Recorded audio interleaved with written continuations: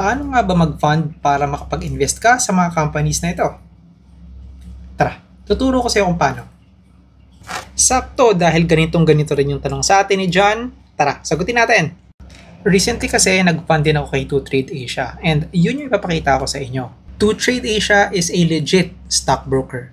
Dito ka pwedeng bumili at magbenta ng mga shares ng company na gusto mong pag-investan.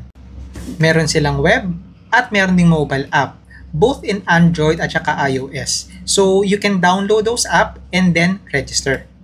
So right after the registration process, naka-receive na ako agad ng email on how to fund.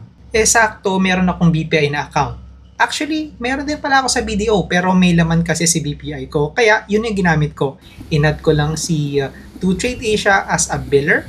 And then from there, nakapag-transfer na ako ng fund ko. Actually, nagulat pa nga ako kasi within the day, pumasok na yung funding ko. Sa ibang stockbrokers, it would take several days pa para mag-reflect yung funding.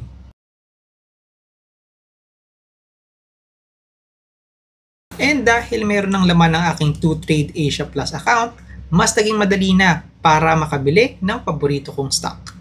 Ganon lang siya kadali sa experience ko. Kung gusto mo na mag-invest, go to their website or mag-download na ng 2Trade Asia Plus mobile app and register now.